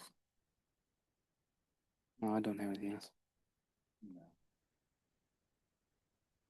A couple questions. One,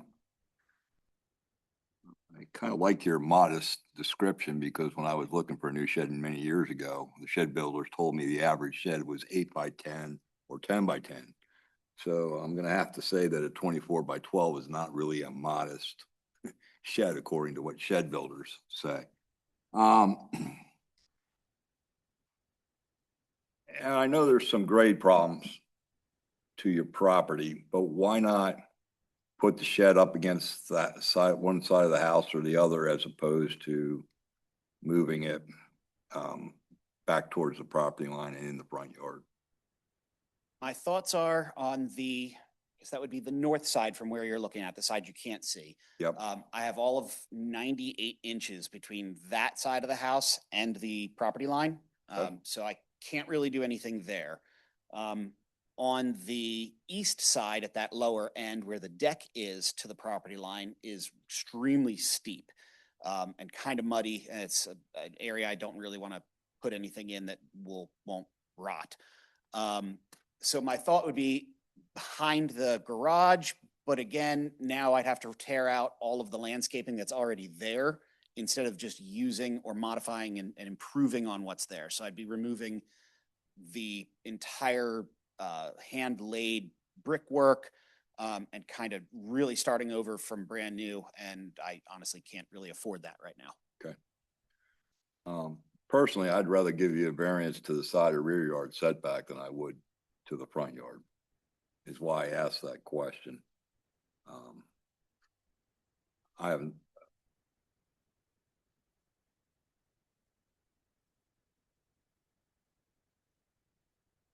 I have nothing further. Jason? Can I ask a question? Sure, go ahead. I'm just looking at your landscaping on here, from this view and this is exhibit 3.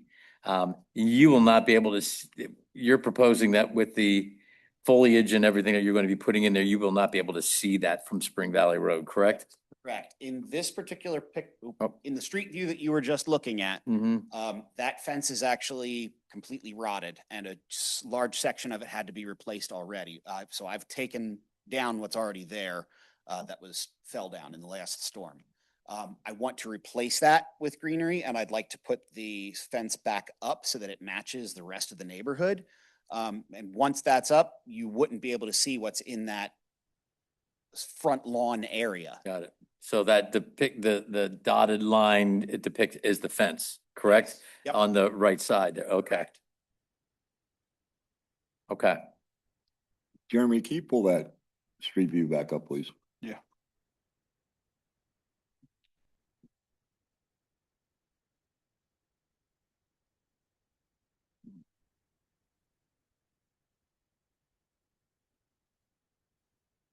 Can you zoom in a little bit? Okay, good. Does that give you a good depiction of the slope there in the back that you were talking about? Yeah, you can kind of see how it slopes from left to right. It Yep. slopes down into into those massive forsythia bushes. And you can't see, but there's actually raised beds. There was 3 raised beds inside of those forsythia bushes that we discovered. So that's kind of where we want, right where they had their flat area for their gardens. That's kind of where I would like to put a shed. Okay. I have nothing further. Jason? No, I don't have any. Jeremy? No. Anybody in the audience? Okay, if not, continue. Just one follow-up question. If the board were to grant the relief that you're requesting and impose a condition of approval that you install landscaping that is maybe not exactly like what's shown on Exhibit 3, understanding it's conceptual, but similar to that, would that be agreeable to you? Absolutely. And is it also your understanding with talking with the other property owners in the neighborhood that this sort of unique configuration of these lots was designed to minimize the number of access points on the Spring Valley Road? That's correct. As I understand it, there was something involving the number of, how'd they call it, cutouts or access. Curb cuts. Curb cuts, thank you. So the limiting of the amount of curb cuts kept us from having a driveway and therefore facing the house towards Spring Valley, I'm assuming. Because this is all of this happened in 85, 86. I don't have any additional questions. Gentlemen, anything else? If not, we will close testimony in case number 2497. And I will entertain a motion at this time. And one second, would you like to ask for admission of your exhibits? Yeah, I was just going to pause to ask. Oh, I'm ask for sorry. that. Thank you. It's been so, see, you let us go for 4 months. And look what happened. Brain fog. Take administrative notice before I close, Cheryl, reopen, sorry. Exhibit number 1 is the overhead view of the property. Exhibit number 2 is the site plan for the proposed shed. Exhibit number 3 is the landscaping plan. Exhibit number 4 is the 7 letters from neighbors. And exhibit number 5 is a parcel view map of the applicant's property as well as the 7 properties that were vouched for in letters. So that'll be an administrative notice. If there's nothing else, now we will close testimony and I will entertain a motion. Mr. Chairman, case number 2497, the property 2705 Spring Valley Road, with the owners Peter and Amanda Taraborelli. I move to approve the variance to section 270-3.5 E2 to allow an accessory structure in the front yard as per the dimensions that they presented to us. And the condition of the landscaping. Pardon? And the condition of the landscaping. And the condition of the landscaping, right. With our normal conditions. I'll second it. Yeah, motion and a second. For case number 2497, property located at 2705 Spring Valley Road, Lancaster, PA 17601. To grant them a variance to section 270-3.5 E2 to allow for an accessory structure in the front yard, as well as the condition that the landscaping, I'm sorry, what?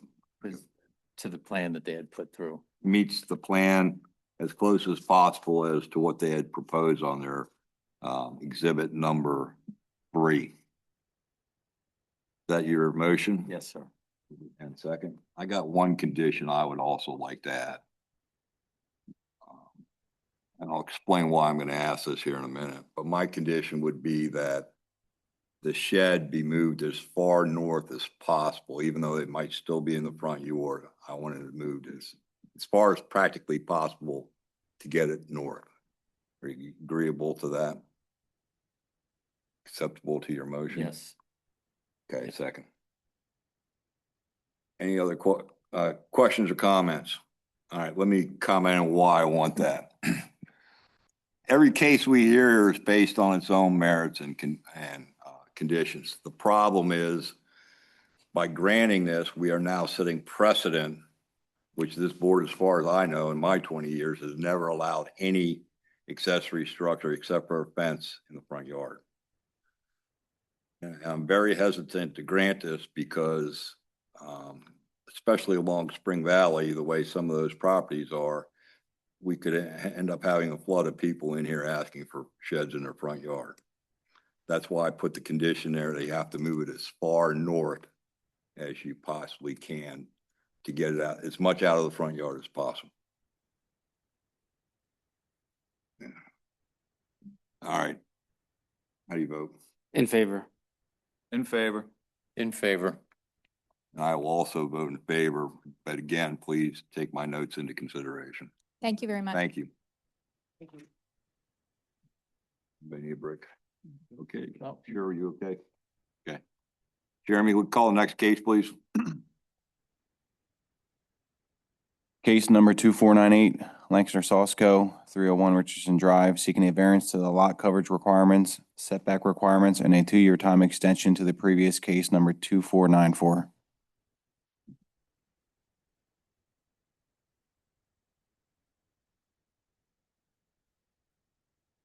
Mr. Yoder. All right. Good Welcome evening, back. Mr. Chairman. It's good to be back. Nice to see everyone. My name is Dwight Yoder. I'm attorney at Gibble, Crable, and Hess. I'm here on behalf of Lancaster Sosco. With me tonight, Jason Smith. He is the maintenance and engineering manager. Todd Schmieg from DC Gone. And joining via Zoom, I think, is Gerald Russell from the Dennis Group. I think the board's familiar with this because back in the fall, they were here for a request for, I think, placing silos in the front yard. This property is located at 301 and 501 Richardson Drive. I think the board is aware it's an existing industrial park. The good news is that they are looking to significantly increase their production at the facility. It's going to be within the same footprint of the building, but it's going to require some additional silos for materials. In addition, they just got conditional use approval from the supervisors last week to allow for some wastewater treatment on the property, and then it will go into LASA for the public sewer. The reason we're back in front of the zoning hearing board is really two reasons. The first is they have a small increase in the lot coverage that requires relief. And the second is that they want to move a dumpster for where one of the silos is going to be placed a little bit, I think it was 20 feet maybe, but because of the unique way the road runs, it pushes it from a side yard into a front yard, that 20-foot kind of movement. And finally, in terms of the request for extending the prior decision, we'd like to modify that and reduce it to 6 months. I think the request was maybe for a year. There are a number of reasons why there is a very tight timeline here. And so we appreciate the supervisors and the staff working to kind of keep this project moving. We anticipate that they are going to be pulling permits hopefully in the next month or two. But I think the request for a year was out of an abundance of caution to be sure there was enough time. We think 6 months will be more than enough. So I'd like to make that modification. I don't know if the board needs to approve that modification, but we'd like to reduce the time. We would like to, but one question, wasn't it for 2 years? I believe, I think it was With from the the initial year request for an was- additional year for a total of 2. Okay, yeah, okay. Yeah, I understood the request to be for a 2-year extension as well. But I maybe didn't read it correctly. If you want to modify that, we'll do that right now. We can Okay. modify your application. 6 months is right what we're. Is 6 months? Granted, the township moves much faster than the state, but is 6 months going to be enough? Gentlemen, we have a request by the applicant to modify their application, to change their time request from 2 years down to 6 months. Do I have a motion on that? So moved. And a second? Second. Motion by Mr. Luce, second by Mr. Kyle to amend the application from a time limit of 2 years down to 6 months. All in favor, or vote now, Mr. Callis, In favor. Mr. Kyle, In favor. Mr. Luce, In favor? and I will also. Your application's been amended. All right, thank you, Mr. Chairman. I do have just two exhibits that I'll hand out that I think are a little different from what was prepared for the application, and I think it'll help Todd with his testimony explain where this additional lot coverage is, where the dumpster is going to be, hopefully simplify the process. I've pre-marked them A1 and A2. Did you? Thank you. And just for the record, A1 is this aerial and A2 is the same.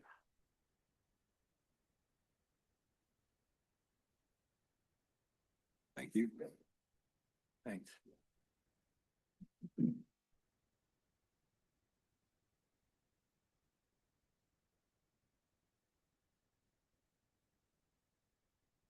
Right, my first witness will be Todd. You want to come up? Good evening. Good evening. Can you everyone. state your name for the record? Todd Smeig, Smeigh with DC Gone Associates. All right, and can you just turn your attention to what's been marked as Exhibit A1, and that's the aerial. And can you just orient the board to the property? I know they're familiar with it, but is the property, it's a little hard to see, the teal, it's outlined in teal. The teal property is comprised of actually several addresses referred to as 301 and 501 Richardson Drive. And it's a pre-existing developed industrial property. That is correct. And as you heard from my little opening, the proposal is to use the existing building to ramp up production. That is correct. Previously, the company was in front of this board to get approval to put silos in the front of the building, correct? That is correct. It would be on the southwest corner of the building. And if you look at what's been marked as Exhibit A2, it's a little bit hard to see. You can see actually what's been projected up on the screen, the outline of the building. But can you just, for the record, explain the round circles at the bottom, what they refer to? Right. On applicant's Exhibit B2, in the areas I'm pointing to on the screen, there will be tanks installed in this facility in that area. There's going to be, because of the ramp up in production, there's going to be a greater need for water. Greater need for water generates wastewater, generates the need to treat the wastewater on site before it goes to the LASA system. So reason we're here before the board this evening is these small areas along the front of the building, which would be on the west side of the building, in essence facing these other industrial buildings. There's to be tanks constructed outside the building to support the wastewater treatment efforts before it goes back to LASA. And Todd, those areas, and if you look at Exhibit A2 here, you can kind of see the shaded area. That will be new impervious, where now, as you explained it to me, kind of in the right on the front of the building, there's some grass area. Grass area right here immediately adjacent to the building. So that area would be, everything else is paved. So that grass area would be utilized so that the tanks could be constructed as close to the building as possible. The prior application that the board heard in the southwest corner where the cursor is pointing right now, that's where the silos, the ingredient silos are to be installed. That's a loss of parking spaces, but it's entirely over existing impervious area. So that's not increasing the impervious No. coverage. It's the other wastewater tanks that will. Wastewater tanks, there's going to be a small pad for a transformer because the building needs more power. And what this exhibit doesn't show, but A2. A2 shows in this northeast corner of the site where what I'm pointing to is a previous location of a water storage tank and a pump house. That water storage tank is gone. There is to be stormwater management installed in that area above ground to manage the slight increase in additional impervious. And also on the exhibit we provided the board, there are 2 concrete pads proposed back on the immediate east side of the smaller building. They are to hold chillers. So all of these various improvements are to enhance and support the production that is to occur inside the building. There's no change to the building itself. Externally, no change to the footprint, and there's no additional parking or paved areas required for parking or trucks or anything like that. This is really just to support the water usage, the managing of the water, and yes. And Todd, my understanding is the current impervious coverage is 75%. So it currently exceeds the maximum 70%. So it would be considered non-conforming, correct? Correct. And we are requesting a variance to go from 75% to 77%. To 77, so Correct. 2% increase in the existing non-conforming. And the grass area that will be utilized is essentially right up against the building. It's not like it's an Correct. open space area. That is correct. And the additional stormwater from that additional impervious will be handled through the stormwater facility. Yes. Now, just explain for the board, there's a second request for the dumpster. And I kind of indicated in my opening, it's a pretty unique site because Richardson Drive kind of makes the bend there. Right. But maybe either on the screen on the picture that's up on the screen or A1 or A2, can you just walk the board through where the dumpster is now, where it will be moved? Right now, it's not even a dumpster. Correction for the board is a trash compactor. So it is a completely enclosed unit, which is it's situated in this location, which for the testimony is in the middle of the property on the west side at the end of an open air truck dock. That's going to be displaced because there's to be one of the treatment tanks is to be in this location. So this trash compactor is to be moved to the south. And again, it'll be on the west side of the building. It'll be facing toward Richardson Drive, but it's going to be basically right up against the building at the truck dock. It's not, I don't want the board to have an idea that this is a dumpster that people are carrying trash outside and then putting it in like at the back of a Wawa or McDonald's or anything like that. This serves the facility, and they're going to have to place it as best as possible for all the activity inside to, consolidate the trash, get it out, and also to make it easy for the waste hauler to connect up to it and take it out on a regular basis. You look at Exhibit A1. Oh, go ahead. Was there a question? Yeah. So you're telling me you're moving it from the front yard to the front yard? Well, I was just at the I'm good- j- okay, I I'm mean, just asking. well, we talked beforehand. We weren't sure that it was the front or the side, but it was Okay. basically the same location. I think the reason it's considered a front yard is because Richardson Drive bends. Mm-hmm. So we're not entirely sure where the front or the side yard starts or ends because of the unique configuration. But out of an abundance of caution, we're asking for relief to Understood. allow that dumpster to be moved a little bit closer. Well, actually, the distance will probably be about the same from Richardson Drive, but we think that could technically be considered the front yard. So to answer your question, yes, probably from the front yard to the front yard.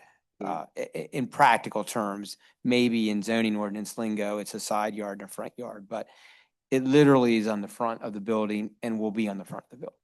So for this board considered this the front yard and this the front yard for our purposes of the last case. Okay, well then, if that, then we're keeping it in the front yard, we're moving it into a different location in the front yard. So There was some question of whether there was 3 front yards on this property. okay. And I think, Todd, let me just kind of finish up here with this. This is a pre-existing, fully developed industrial site, correct? That is correct. And not only is the configuration a little odd because it has a little triangular piece, but is it also a little bit odd with Richardson Drive kind of circling the property, thereby creating 2, maybe 3 front yards? It is odd. It makes it beneficial for operations because Jason is going to redo the access so that all deliveries, all people go to the end of Richardson Drive, enter the site from the north. So they're going to make a one-way loop out of it. Do the unique physical attributes of the property create a hardship in terms of being able to accommodate what I would say is, reaching the production capacity of the building? I believe they do. And does that hardship, is the relief we're requesting the minimum necessary in order to address that hardship? I believe we have addressed it in the form of a minimum. And that would be going from 75% to 77%. And at the end of the day, the dumpster will have really no, a dumpster, the trash compactor, Yeah. will have really no impact on any of the surrounding industrial uses because it'll still be in the front of the building, correct? That is correct. At the end of the day, will the fairly minor increase in impervious coverage, assuming that all of that stormwater is handled properly, will have any adverse impact on any adjoining properties? I don't see any adverse impact from this tiny additional impervious area. Stormwater management will take care of this slight increase in stormwater runoff. And ultimately, this is part of an industrial park surrounded by lots of other industrial and commercial uses, correct? That is correct. So it wouldn't affect the character of the neighborhood, so to speak. I don't think it affects the character, the use and enjoyment of the neighboring properties whatsoever. Do you have any concerns at all about either of these requests? No, I do not. So that's all the testimony I have. Like I said, Jason is here if there's any operational questions. Jared is on Zoom. He drove down for the conditional use hearing, but he was a little bit easier if he could participate by Zoom if needed, since it was a pretty limited request. I would just ask that exhibits A1 and A2 be admitted, and we're happy to take any questions from the board. Questions, Sean? I have a question. Go ahead. The parking spaces that are being eliminated for the silos that are being putting in, is that going to affect the amount of parking spaces you need for the site? The number of parking spaces do go down with implementing the silos in the southwest corner of the building, but we prepared analysis and as part of the conditional use application, the answer is no. There's adequate parking there now. What will happen over time as production ramps up, they'll go to shifts. Okay. There's over 100 vehicle spaces, even with the silos being put in. Maximum number on a shift is 66. The other thing, the other thing that the applicant is doing at the request of township staff is that they're preparing and running a land development plan through, even though the footprint's staying the same.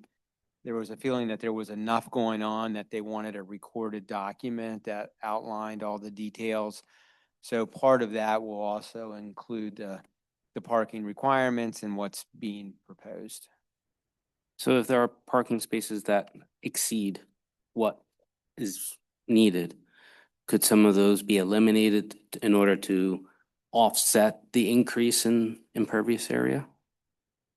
I would be cautious to recommend to the client to eliminate any additional impervious now until the ramp up is completed, which might not be till 27, 28. So there's going to be some years and there's going to be transition time. And you certainly want to make sure there's adequate spaces when shifts come and leave.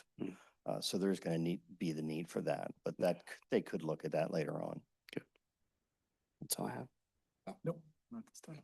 Just a quick question on this, is this Good number. A2. A2? Yep. You were talking about inside the silos on the material legend that you have on here. You said it was going to be grass, but it says crushed stone. Inside the silo situation, Yeah. Right there between that the, might be crushed stone. Okay. I'll be very candid with the board. It's my understanding that's going to be some sort of a bathtub type arrangement because it's silos and you're holding liquid. So God forbid, but if drainage there's area, ever a pond spill, you type of want to be area. able to contain Okay. some of it. okay. That's all I have. I have a couple questions. For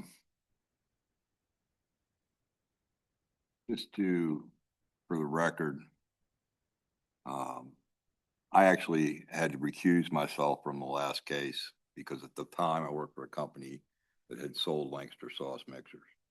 I left that company back in August, so that's why I'm sitting on the case tonight. Just to make sure we're on the same page, you're requesting a variance section 270-3.12E4 to increase lot coverage to 77%, correct? Correct. And you are requesting a variance to section 270-4.4B1 to allow for the compactor / dumpster into the front yard, correct? That is correct. And then a 6-month time extension in addition to what was already granted. Okay. That's all I have. Jason? Yeah, so I just want to make sure that I'm clear that, so the application that the board heard last year, and is case number 2494. So that allowed, I'm looking at the decision from that allowed the 6 silos in the, I guess, would be sort of the bottom right corner of the building up here, right? That's and that decision allowed those silos in the front yard. And they're still, the location of silos is not changing. It is Correct. not changing. Okay. And then you're now requesting to allow the dumpster or trash compactor to be located in the front yard. But the tanks, the wastewater treatment tanks, I guess, that are on the right side of the building there, you're suggesting there's no relief needed for those. Staff has considered that area side yard. Okay. I got to question this. Yeah, I was gonna say that. If we were saying that was front yard for the purpose of the last case, 2494. I think with the bend in Richardson Drive, there's a point on the building where it goes front to side. And so I think the tanks, the wastewater holding tanks were considered side yard, but the material tank silos were considered front. So Okay. that was, Mr. Hess, to answer your question, we don't think relief is necessary for the wastewater because that would be side yard, but the silos were front yards. And again, a little bit of a throwing a dart, hoping you hit where the side or the front is, but that's the interpretation that we understood, and that's why that wasn't requested Yeah. as part of the relief. Yeah, I understand. I went into. No, that's fine. Because That's a good question. It seems to me that that sort of, that's not really, that area isn't really fronting on the road. That's. Right. Well, we did change, the plan reflects a change in the setback at this point. Yep. It goes to the side yard setback. And then it jumps out to the front yard requirement Right. again when it gets to the north end of the site. Okay, I think I'm clear. Thank you. If Richardson Drive did a whole loop, we'd have the front yard the entire way around. Well, and this was originally discussed in the other hearing that this was front yard, this could be front yard, and we definitely know this was front yard. So, Yeah, it's one of those sites. You didn't do us any favors when they subdivided that. Yeah. does the township have any questions? No. Anybody in the audience? In that case, we'll, close testimony on case number 2498. We will take administrative notice of the previous case, 2494. Applicants number 1, which is an aerial view, and applicants number 2, which is a site plan. At this time, I'll entertain a motion, gentlemen, in case number 2498. Mr. Chairman, case number 2498, Lancaster Sauce Company located 301 Richardson Drive. I make a motion to approve the variance to section 270-3.12E4 for an existing lot or from an existing lot coverage of 75% to propose 70%. So, 77, what did I say? 70, sorry, man. They want less. Also, section 270-4.4EB1 to allow for the trash containment to be located in the front yard. And to approve the 6-month time extension they're seeking to complete this project.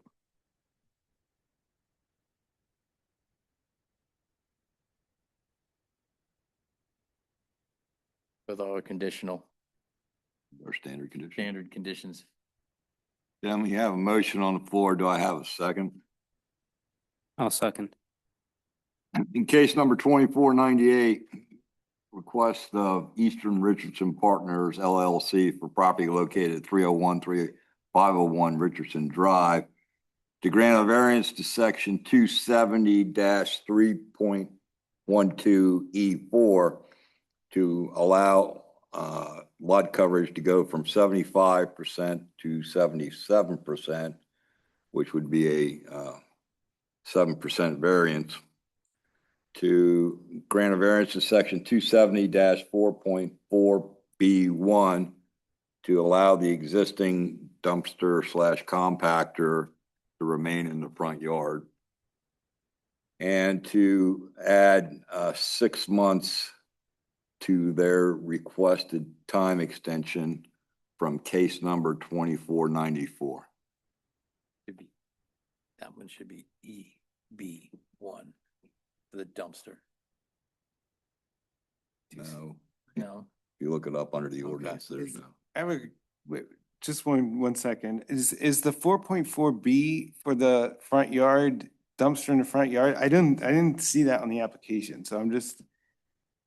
That's why when I asked them to clarify, because they didn't wasn't stated. list any of the variance They- sections it in the didn't- application. 4.4B. You didn't submit the application, but it B, does not look E. like it Yeah. was 270-4.4EB1 It's for the not, front yard. I don't know where they came up with that on the thing. It's actually 4.4B1. B1. Yeah, there's no no E. E in Or it. B1. My apologies. Okay. 4.4B1 is for the dumpster in the front yard. Yes. Okay. So we have a motion and a second on the floor. Any comments or questions? All right, gentlemen, how do you vote? Mr. Callen? Getting late. In favor. Mr. Kyle? In favor. Mr. Luce? In favor? And I will also vote in favor. Your two variance requests and time extension have been granted. Thank you, gentlemen. Thank you. Good seeing everyone. Thank you. You too, Dwight. Have a good one. Jeremy? Any cases for May yet?